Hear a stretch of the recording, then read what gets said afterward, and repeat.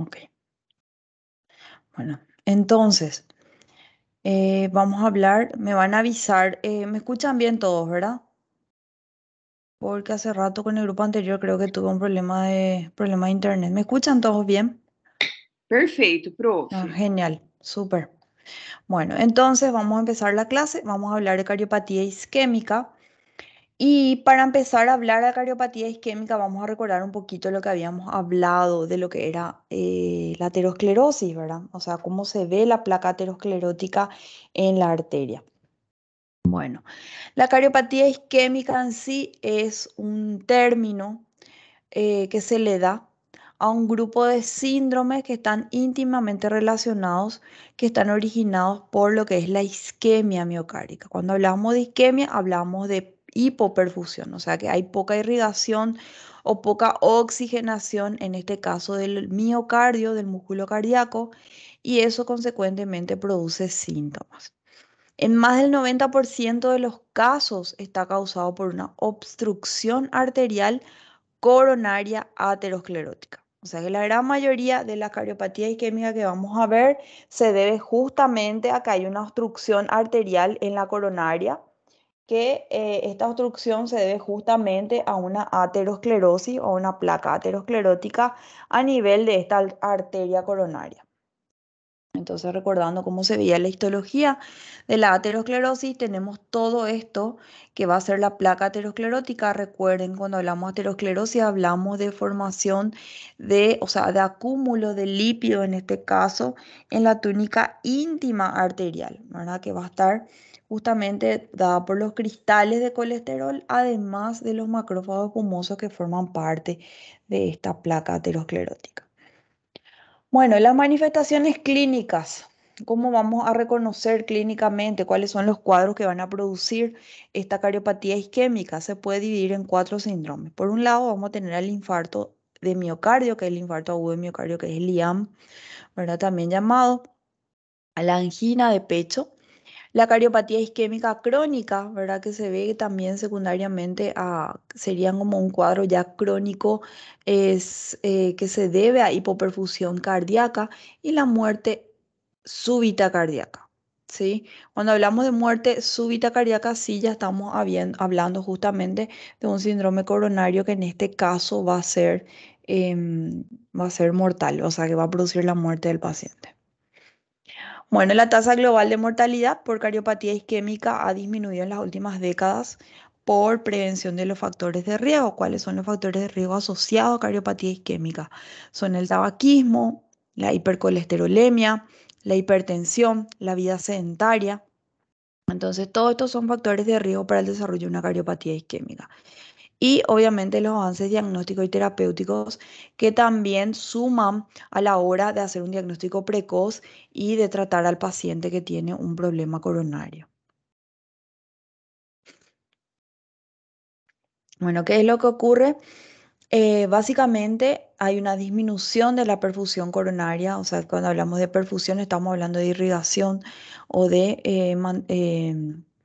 y sí, de irrigación del músculo cardíaco en este caso, debido a que hay como un cierre o un taponamiento de esta arteria coronaria en relación con la demanda cardíaca, que se puede ver a una estenosis por aterosclerosis fija de las arterias coronarias epicárdicas, o puede ser una trombosis intramural sobre la placa aterosclerótica rota o un espasmo vascular, ¿sí? Si es que estamos hablando de una arteria que tiene una aterosclerosis sumada a un espasmo vascular, que sería como una disminución en el calibre del vaso, eso obviamente va a producir un síntoma relacionado a lo que sería la cardiopatía.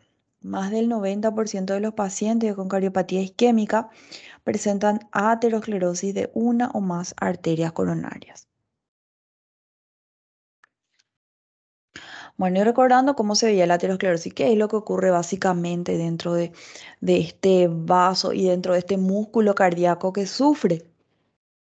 Bueno, esta sería la arteria coronaria. Aquí sería donde está nuestra placa aterosclerótica. Entonces, recordando la aterosclerosis, es este, el núcleo lipídico y necrótico es el que va a formar el centro de la aterosclerosis, donde vamos a tener depósito de lípidos, cristales, macrófagos espumosos con colesterol en la túnica íntima de lo que es la arteria.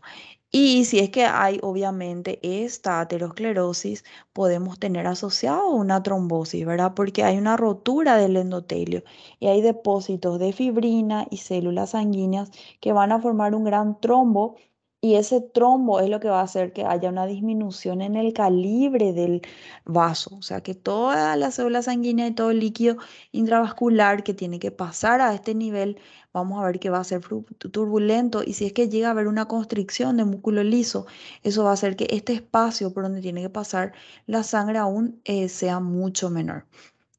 Entonces, teniendo en cuenta, podemos tener una placa inestable o podemos tener una placa estable.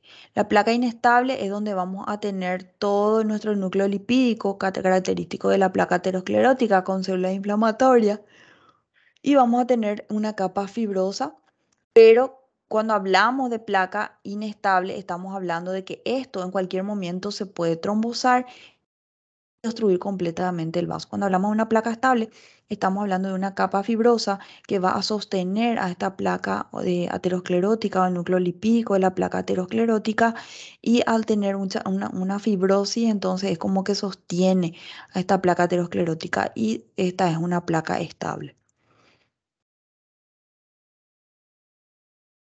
Bueno, la estenosis aterosclerótica fija de las arterias coronarias epicárdicas, ¿qué es lo que se ve dentro de esta estenosis? Se va a ver una disminución en el calibre de la luz vascular. Entonces, por lo general, esa estenosis aterosclerótica forma placas a partir de placas estables. Este sería el tapón grueso fibroso y esta sería toda la placa aterosclerótica que tiene lípidos. Entonces, es como que la fibrosis detiene, ¿sí? Detiene y ataja que esta placa se rompa toda la pared, y probablemente se forme un trombo. Entonces, las placas estables producen obstrucción coronaria fija, suelen subyacer a angina típica y a cariopatía isquémica crónica, y tienden a predominar. Primero, vamos a ver que afecta más a la coronaria media que a la descendente anterior, izquierda, y a la circunfleja, y toda la longitud de la arteria coronaria derecha. O sea, ¿qué significa eso? Que normalmente va a producir, como es una placa estable, va a producir síntomas de dolor de pecho, pero en forma crónica. O sea, va a producir una cardiopatía isquémica crónica y una angina típica. Bueno, y estos cambios agudos de la placa que producen una incapacidad para soportar las cargas mecánicas puede desencadenar eh, normalmente una angina inestable, ¿verdad? Esa placa se vuelve una placa inestable, y en algún momento eso puede desencadenar un infarto agudo de miocardio, inclusive la muerte cardíaca súbita. Ahora, en ese caso, obviamente estamos hablando ya de una consecuencia más fatal. El evento iniciador es la rotura, fisura de esa placa aterosclerótica. En este caso, deja descubierto constituyentes de la placa que son muy trombogénicos, que llaman a las plaquetas, a la fibrina, para que formen el trombo. Y también, obviamente, si es que ocurre la erosión ulceración, va a permitir el contacto de la sangre con la membrana basal subendotelial, que va a producir el trombo, y puede haber una hemorragia en el ateroma que va a ampliar aún más el volumen del trombo. O sea que en ese caso va a ser mucho más grave el desarrollo del trombo. Entonces, experimenta mayor posibilidad de rotura en las áreas de las placas, donde hay grandes acumulaciones de células espumosas y lípidos intracelulares, perdón, donde hay muchas células inflamatorias, donde hay capas fibrosas finas y pocas células musculares. O sea, ¿qué significa eso? Cuanto más gruesa es mi capa fibrosa o la cápsula que rodea al ateroma, es mucho mejor. La placa es más estable.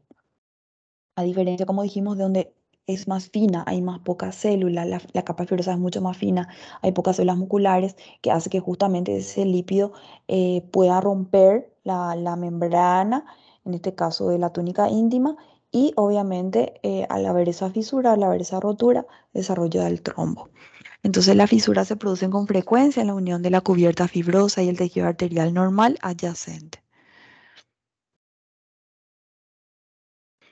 Bueno, la vasoconstricción también es otro factor importante. ¿Por qué? Porque si yo estoy hablando de un vaso, una arteria que tiene aterosclerosis en su pared, aparte que forma un trombo, ¿verdad? Porque esa aterosclerosis se vuelve inestable, ¿qué va a pasar si hay vasoconstricción?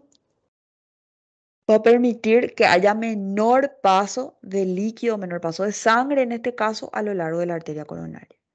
Entonces, esa vasoconstricción local va a producir una rotura de la placa y esta vasoconstricción puede deberse a agonistas adrenérgicos circulantes que vienen, ¿verdad? De la sangre, o a la liberación de contenido de las plaquetas, o en una disminución de la secreción de factores relajantes del músculo liso, en este caso de las células endoteliales, ¿verdad? También.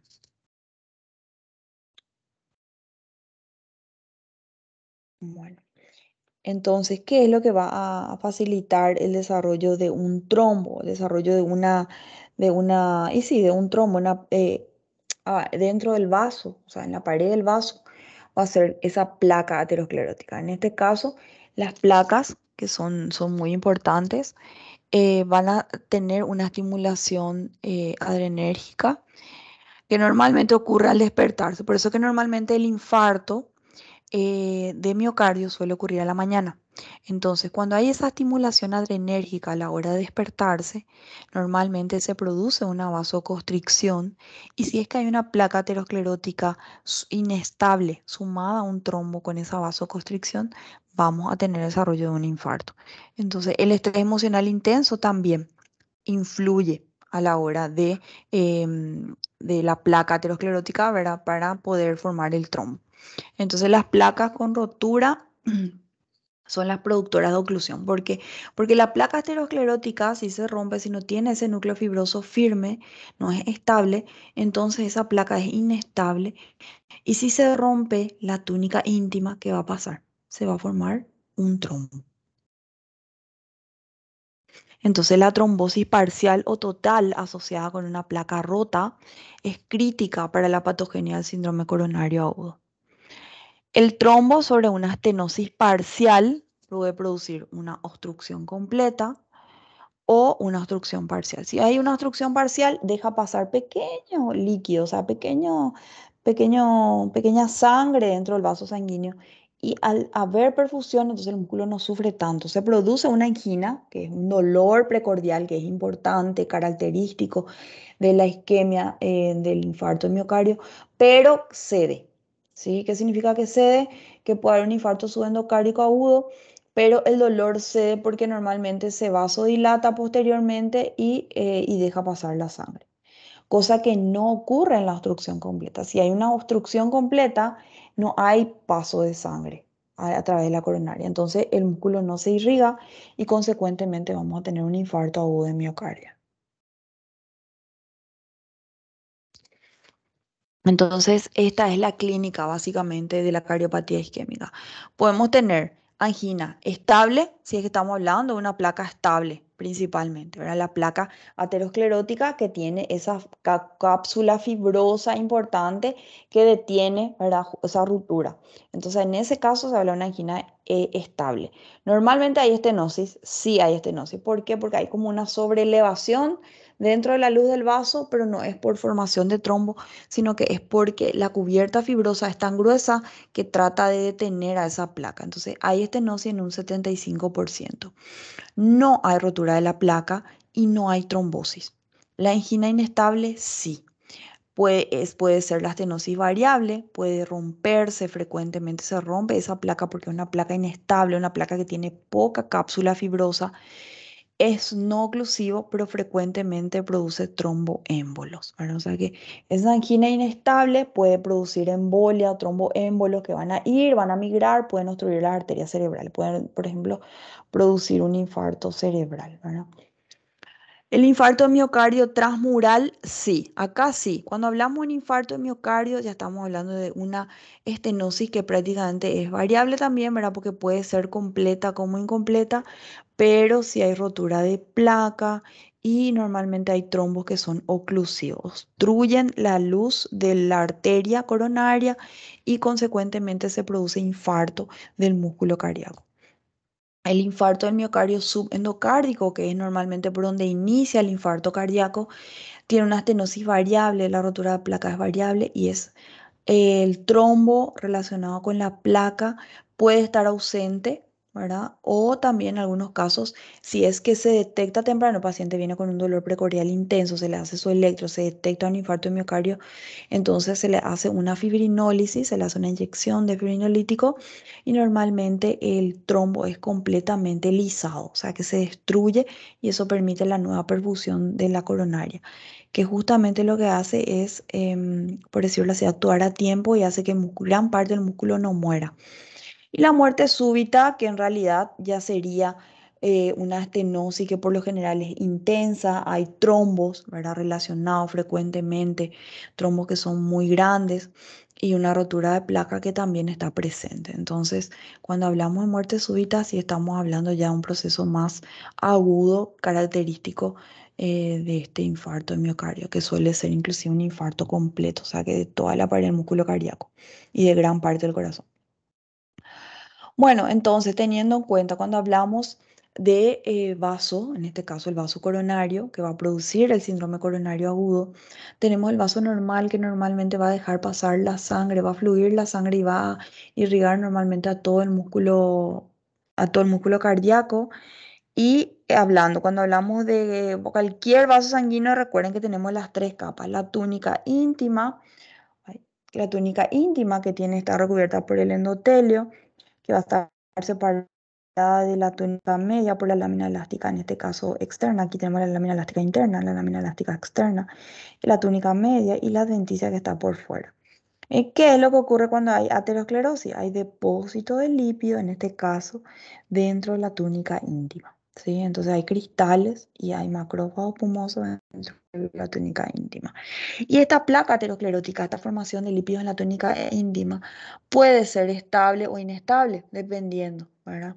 Si es que tenemos rotura de placa, estamos hablando realmente de una arteria, de una placa que en este caso va a ser inestable, ¿verdad? Donde va a haber agregado plaquetario y ese agregado plaquetario va a formar el trombo, que normalmente puede obstruir completamente y producir un infarto y una muerte súbita, o puede obstruir parcialmente y producir una angina inestable, ¿sí?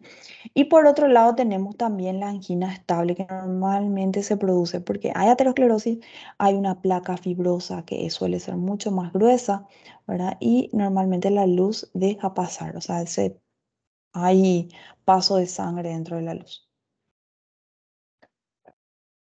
¿Hay alguna pregunta hasta acá? Ô, prof, a angina Mm. sempre vai evoluir para um infarto? Ou é tipo No um siempre. pré-infarto? Não Exacto, sempre? es un preinfarto, pero no siempre va a evolucionar a un infarto. Justamente, por eso hablamos, cuando hablamos al inicio de la clase, dijimos que tenemos hoy día hay detección precoz del infarto como a través de estudios imagenológicos, ¿verdad? Y más en pacientes que tienen ya un antecedente de un dolor de pecho, que normalmente son anginosos, ¿verdad? Son anginas que pueden ser estables, que ceden en segundos a veces o a veces en pocos minutos. Y normalmente eso es como un signo de alarma, de alerta, ¿verdad? Eso no quiere decir que sí o sí el paciente va a infartar, pero sí, como sabemos, es un síntoma clínico que es importante porque ayuda a hacer una detección precoz a la hora de conocer o de saber que un paciente es cardiópata, ¿verdad? O sea, puede tener un infarto, ¿ok?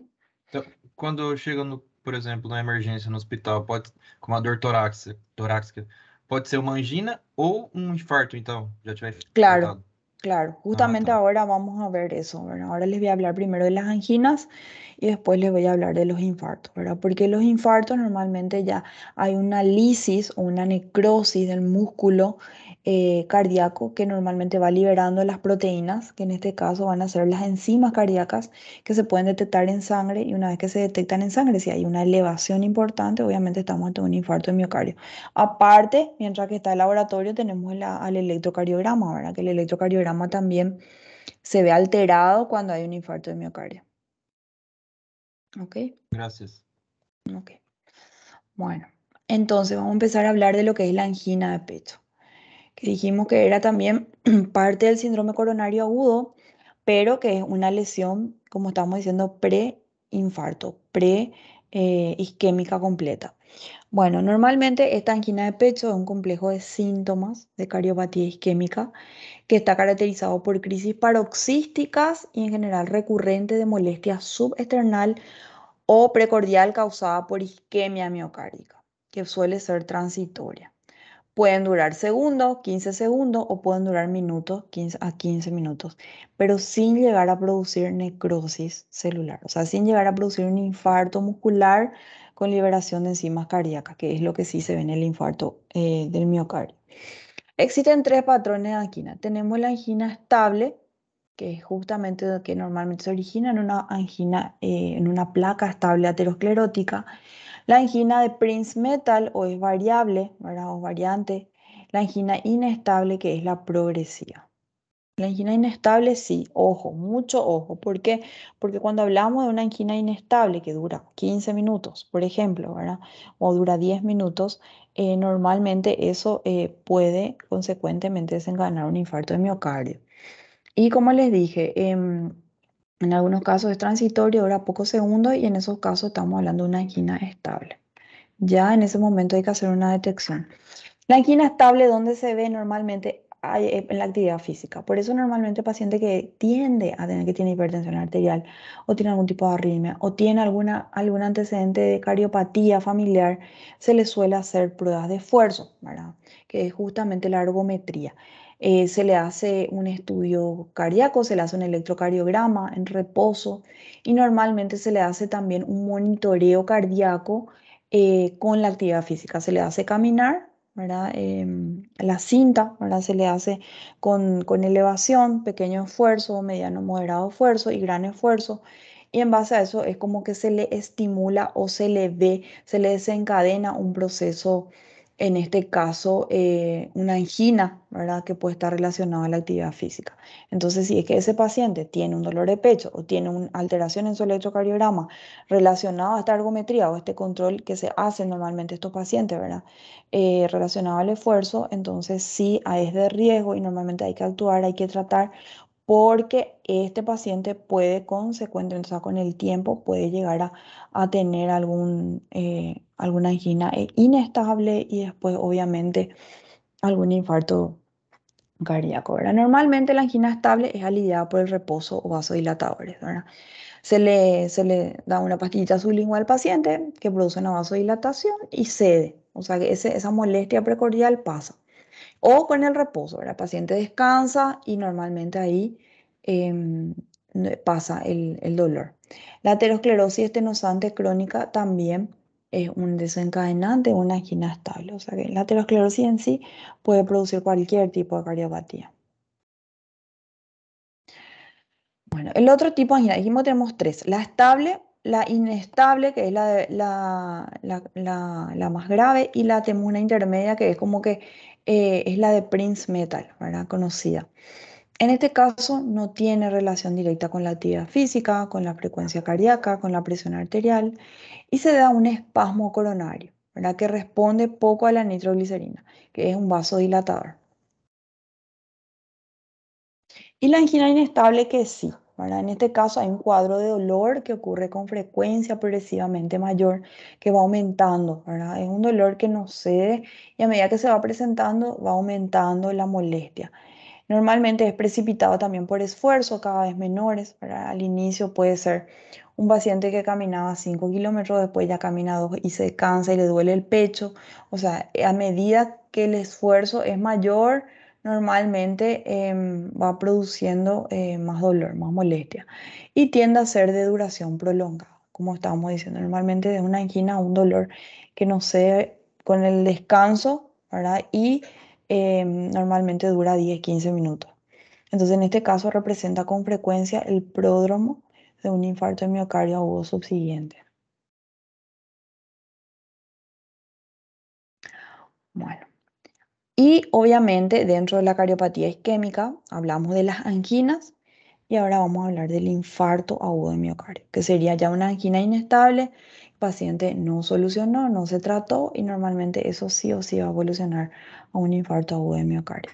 Entonces, este infarto agudo de miocardio normalmente produce muerte súbita del miocardio por isquemia y pueden ser de tipo transmural. Transmural significa que abarca toda la pared o todo el grosor de la pared del miocardio, ¿verdad? Entonces, normalmente está asociado con aterosclerosis coronaria. Hay un cambio agudo de placa, una placa estable que pasa a una inestable. Hay trombosis superpuesta, ¿verdad? Normalmente esa placa inestable se rompe y forma un trombo y ese trombo normalmente es el que va a desencadenar este infarto agudo del miocardio. Entonces, en ese caso hablamos de una transmural. Hablamos también del subendocárdico, que tiene la misma circunstancia, o sea que también una aterosclerosis, pero la trombosis es solamente muerte, o sea, produce lisis antes que la necrosis del miocardio y se extienda, antes que esa necrosis se extienda a toda la pared, o sea que solamente por debajo del endocardio, ¿sí? O sea, por eso es subendocárdico. Hay una reducción prolongada de la presión sanguínea y shock.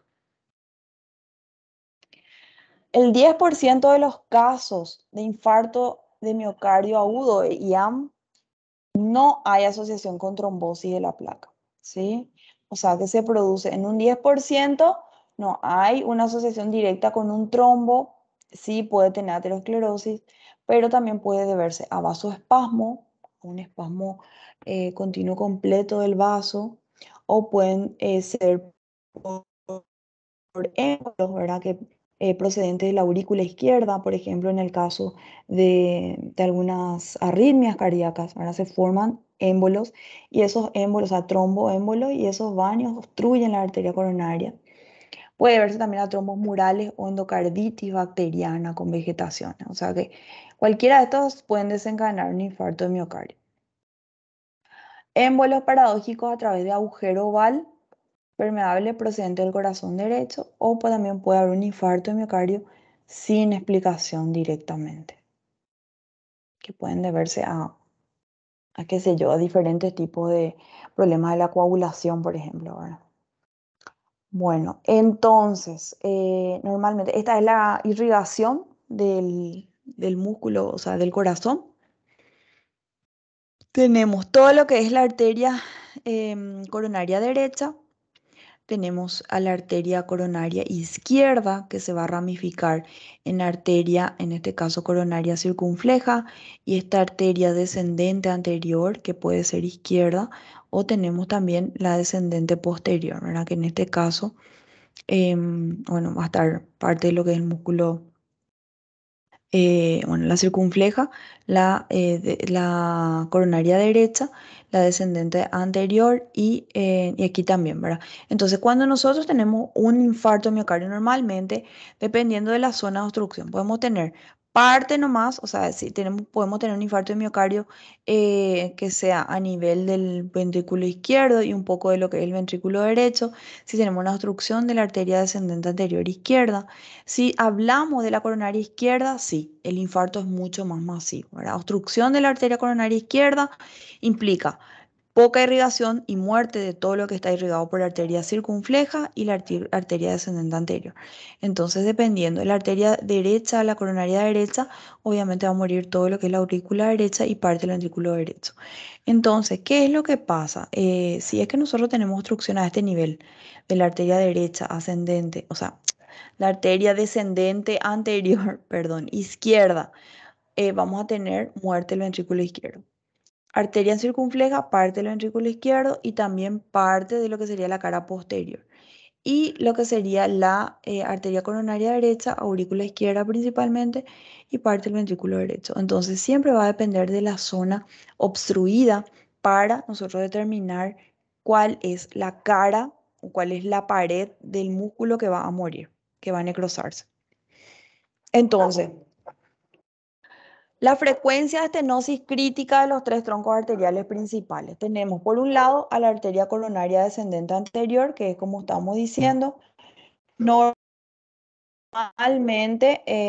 esa arteria coronaria descendente anterior izquierda suele corresponder a una, o sea, se suele obstruir en un 40-50% de los casos.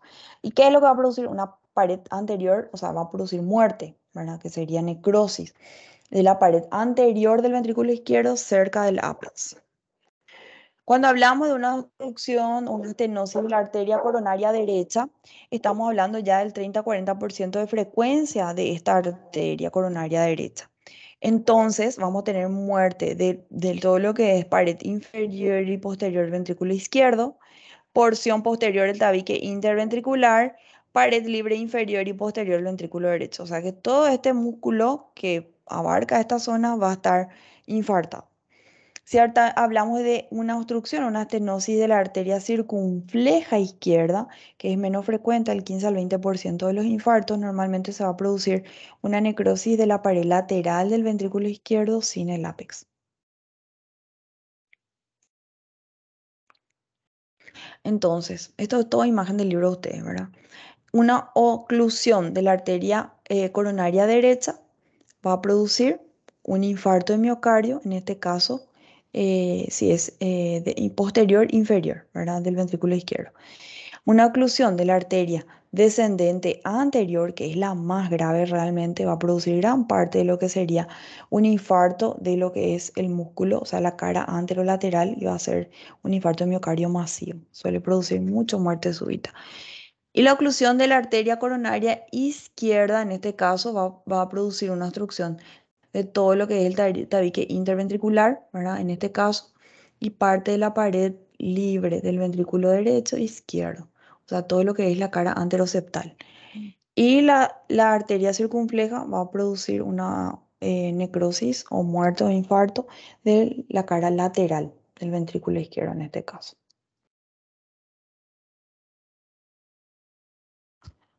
Bueno, la evolución de la isquemia, ¿cómo evoluciona? ¿Qué es lo que estábamos diciendo? Normalmente todo inicia con una oclusión coronaria, ¿verdad? Hay una lesión isquémica, esa oclusión, esa obstrucción de la arteria coronaria que puede verse ya secundariamente a placa aterosclerótica, sumada a un trombo, sumada a vasoconstricción del vaso, va a producir una lesión isquémica, una lesión con hipoperfusión del músculo cardíaco, que puede producir una lesión reversible o una lesión irreversible. Siempre va a depender del tiempo en el que se actúe. Si nosotros actuamos rápidamente, obviamente la lesión puede llegar a ser reversible, que si actuamos tardíamente, la lesión ya se vuelve irreversible. Entonces, la lesión reversible puede producir una recuperación de ese músculo dañado y en el caso de la lesión irreversible puede haber una reperfusión con una hemorragia intralesional, con necrosis, con banda de contracción, que ya vamos a ver la histología cómo se ve, o si es que no hay reperfusión, se va a producir un infarto. ¿Sí? Bueno, y vamos a ver la evolución en el tiempo, ¿verdad? De lo que es el infarto de miocardio. Normalmente cuando hablamos de tiempo, nos referimos justamente a estos cambios que vamos a ver ahora. ¿Por qué es tan importante actuar dentro de las primeras horas? Entonces, la evolución de los cambios morfológicos en el infarto de miocardio. Básicamente, los infartos pueden ser subendocárdicos, como dijimos, por debajo del endocardio, solamente esa primera zona de contacto, o puede ser transmural o intramural. Bueno, la lesión reversible es dentro de la media hora. ¿Qué significa eso? Si se actúa dentro de la media hora de ocurrido el infarto, normalmente hay una lesión que es reversible, ¿verdad? Que es lo mismo que ocurre con la angina. Bueno, hay relajación de las miofibrillas, puede haber pérdida de glucógeno, hay tumefacción de las mitocondrias y normalmente el miocardio, este es un miocardio normal y este es un miocardio que está infartando, ¿verdad? Entonces hay estos cambios, ¿verdad? La relajación de las miofibrillas, hay pérdida de glucógeno, hay tumefacción de las mitocondrias.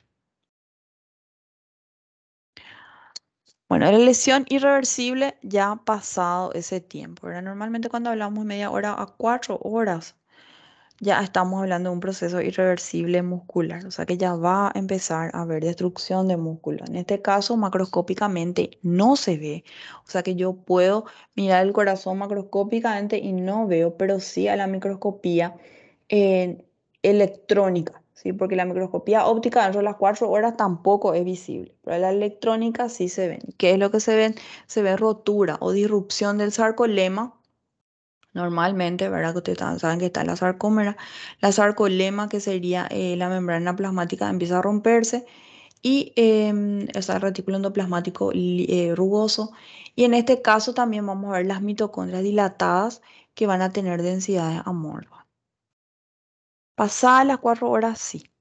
O sea, por eso es que es tan importante actuar precozmente, ¿verdad? Si nosotros hablamos de pasadas las 4 horas, normalmente ya vamos a ver cambios irreversibles a nivel de la microscopía óptica, ¿sí?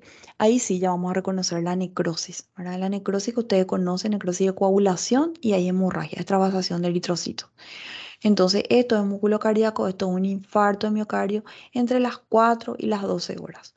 Entonces, 4 a 12 horas hay necrosis de músculo, en este caso músculo cardíaco, necrosis coagulativa y también hemorragia.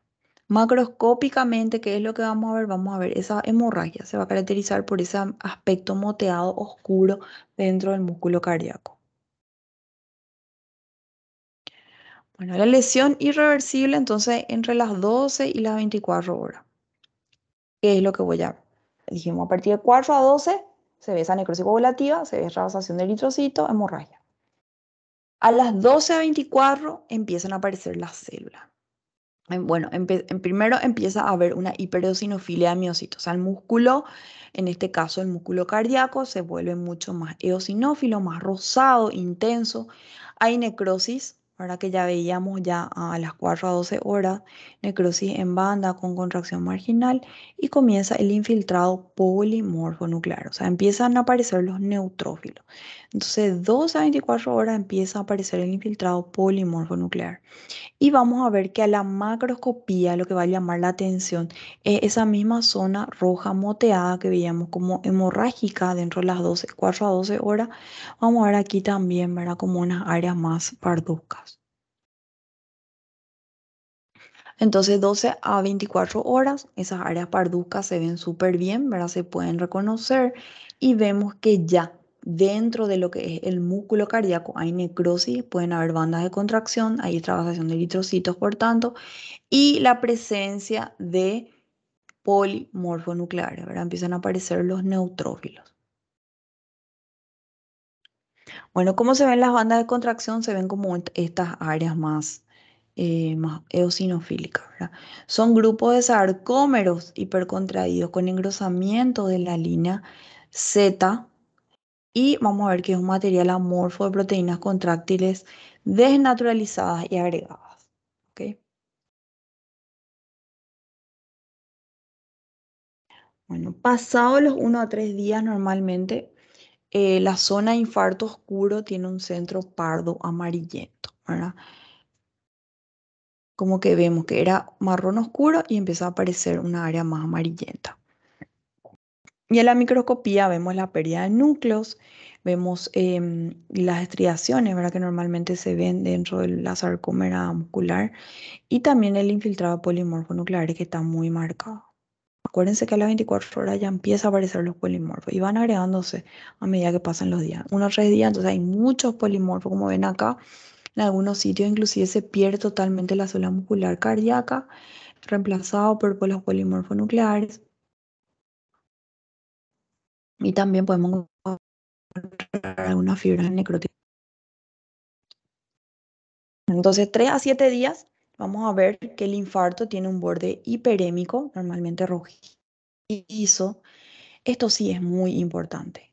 Hay un ablandamiento central pardo amarillento, ¿sí? Normalmente esa zona que era parda, que veíamos en la imagen anterior, en este caso se vuelve reblandecida, ¿sí? Y al ablandarse es porque es donde más puede ocurrir ruptura del músculo cardíaco. Por eso es que es tan importante el tema de los primeros días del infarto de miocardio. ¿Por qué? Porque dentro de los primeros 15 días normalmente puede ocurrir la muerte del paciente o rotura, por ejemplo, con una complicación, ¿verdad? Una complicación de ese infarto de miocardio. Puede haber rotura en la zona de reblandecimiento, rotura del músculo y normalmente eso produce taponamiento cardíaco. A la microscopía hay una desintegración de las miofibras muertas hay desintegración de los polimorfonucleares y comienza la fagocitosis mononuclear. Entonces tengan en cuenta que entre los 3 y 7 días empiezan a aparecer los macrófagos.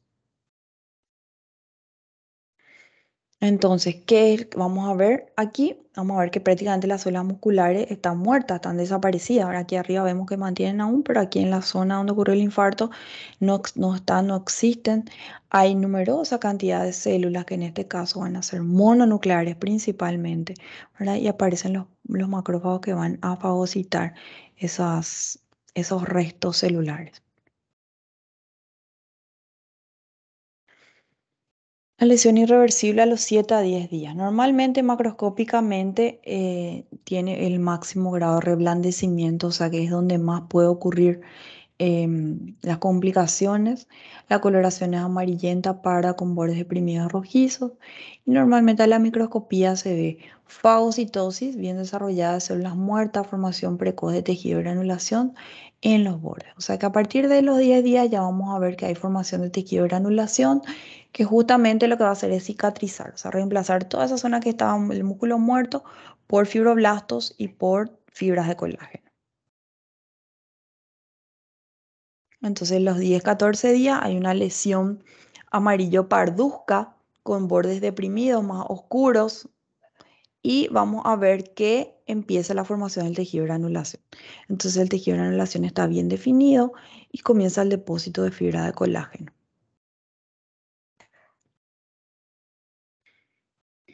Bueno, a las 2 a 8 semanas ya queda la cicatriz, ¿verdad? O sea, se formó todo el tejido colagenoso, hay una cicatriz gris blanquecina que se puede ver a la microscopía óptica por justamente esa zona donde estaba el músculo cardíaco reemplazada por tejido fibroso, depósito abundante de colágeno.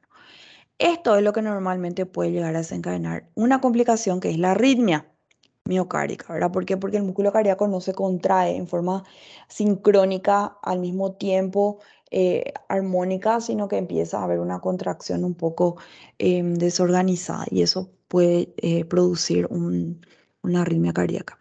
Entonces, macroscópicamente ya hay una cicatrización completa, ya pasadas las 2 semanas o inclusive los meses, y vamos a ver que esas áreas que eran de músculo músculo cardíaco son reemplazadas por fibra de colágeno. Entonces aquí tenemos también la cicatrización de un infarto subendocárdico. Entonces esto es músculo cardíaco, todos reconocen, ¿verdad? Y aquí vemos un área que está reemplazada por tejido fibroso. Y justamente aquí también se ve, ¿verdad? Esto es el infarto subendocárdico, porque está el endocardio y aquí está por debajo está ya el tejido cicatrizal. Bueno, pregunta hasta acá de cardiopatía isquémica,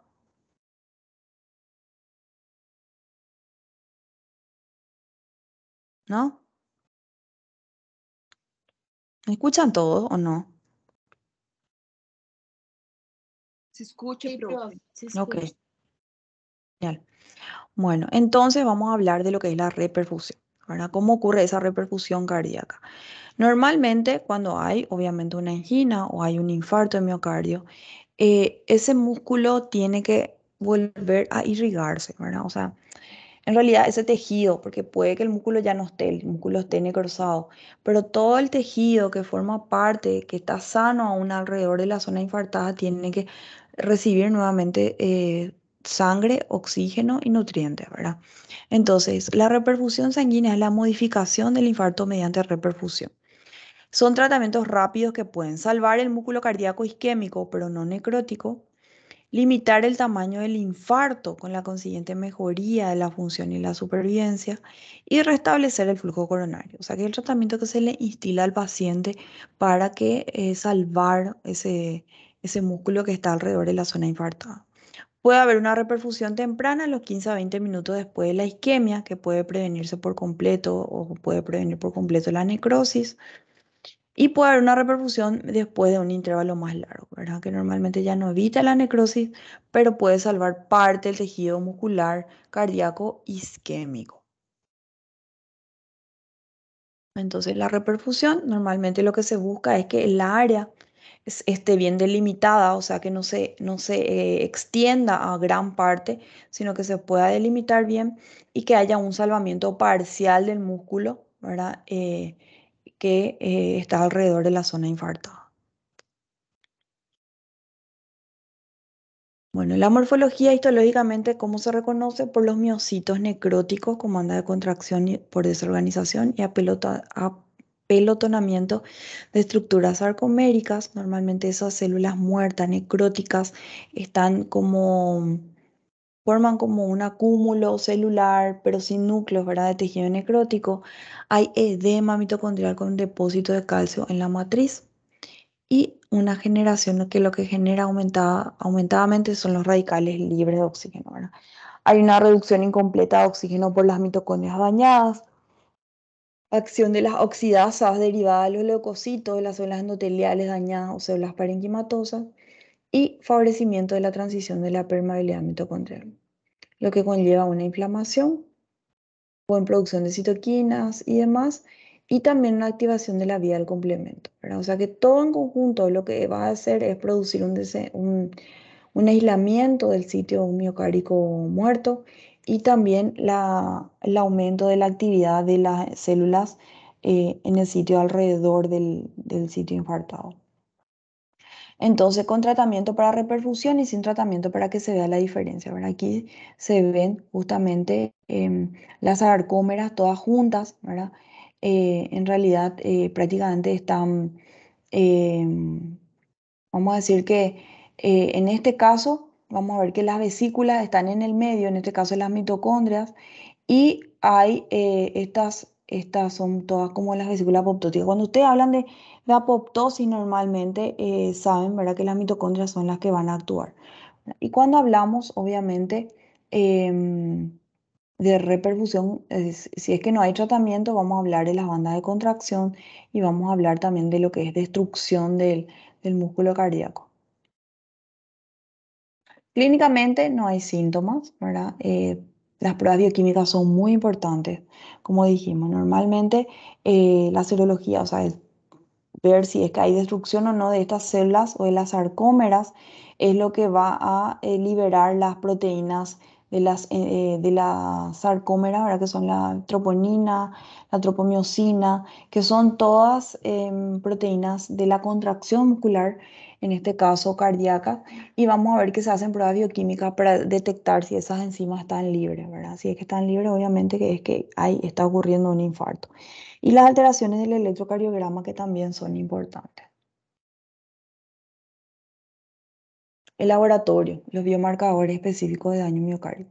La troponina I, la troponina T, que son proteínas que regulan la contracción del músculo cardíaco y esquelético, aumentan entre las 2 a 4 horas y alcanzan su máximo punto a las 48 horas. Pueden seguir aumentando 7 a 10 días después del incidente agudo y normalmente no se detectan en la circulación. La creatina quinasa o la creatinquinasa cardíaca, que es CKMB, em, es la enzima altamente concentrada en cerebro, miocardio, músculo esquelético. Aumenta 2 a 4 horas después de la lesión y su pico máximo a las 24 horas. Esto vuelve a cifras normales a las 72 horas. El pico de estas dos enzimas se acelera en los pacientes sometidos a reperfusión a causa del lavado de las enzimas desde el tejido necrótico. La PCR, que es la proteína C reactiva, se puede usar como un marcador, es un marcador de fase aguda, ¿verdad? En este caso, para predecir el riesgo de infarto en pacientes con angina y el riesgo de infarto nuevo en pacientes que se han recuperado de un infarto anterior. Entonces, el PCR también ayuda al seguimiento de estos pacientes. Por encima de 3 se asocia con riesgo más alto de enfermedad cardiovascular. Bueno, ¿y cuál es la complicación? ¿Cuáles son las consecuencias que puede producir un infarto a nivel de la persona en sí, ¿verdad? Del paciente que padece. Primero, una disfunción contráctil, ¿verdad? Si es que hay obviamente músculo muerto, necrosis, va a haber fibrosis y va a haber disfunción contráctil, va a haber arritmias. Rotura miocárdica, como dijimos, es el más frecuente entre los 3 a 7 días, que es el sitio, es el momento donde hay una mayor reblandecimiento de lo que es músculo cardíaco. Una pericarditis entre el día 2 y 3, un infarto ventricular derecho o extensión del infarto, trombo mural, aneurismas ventriculares, disfunción de músculo papilar, insuficiencia cardíaca tardía progresiva. O sea, son todas consecuencias o complicaciones de un infarto agudo de miocardio. Entonces, los infartos transmurales conllevan una probabilidad más alta de shock cardiogénico, arritmia, insuficiencia cardíaca tardía. Los pacientes que tienen infarto transmural normalmente anterior tienen mayor riesgo de rotura de pared libre, expansión, trombos murales o aneurisma. Y los pacientes con infarto transmural posterior tienen mayor riesgo de bloqueo grave de la conducción, o sea, mayor arritmia, afectación del ventrículo derecho. Y los infartos subendocárdicos pueden formar trombos en la superficie endocárdica. Entonces, entre las consecuencias tenemos esta, ¿verdad?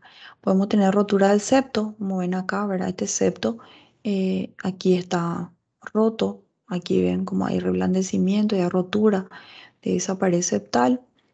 Podemos tener también rotura de pared, ¿verdad? Si es que hablamos del reblandecimiento que decíamos que era frecuente, normalmente puede llegar a producir rotura de pared a la hora de la contracción muscular, eh, puede llegar a producir una rotura de la pared músculo cardíaco. El hemopericardio post rotura de pared, que también se ve, ¿verdad? Normalmente se produce un taponamiento cardíaco, ¿verdad?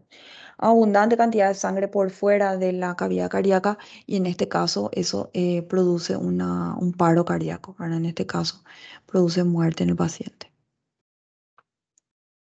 El aneurisma ventricular que también se forma en la zona reblandecida, ¿verdad? Una consecuencia que puede ocurrir. Y la trombosis transmural, que en este caso, si es que hablamos de un trombo, es porque justamente vamos a decir que hay una rotura del endotelio, que ustedes saben que es endocardio, ¿verdad? Que sería endotelio que recubre parte de lo que es la cavidad interna, tanto del ventrículo como la aurícula, y al haber obviamente una rotura, también puede haber una formación de trombo. Todas suelen conllevar consecuentemente a la muerte del paciente, ¿verdad? Bueno, ¿hay alguna duda o pregunta que quieran hacer respecto a este tema? Es un tema bastante largo, pero es muy, muy importante.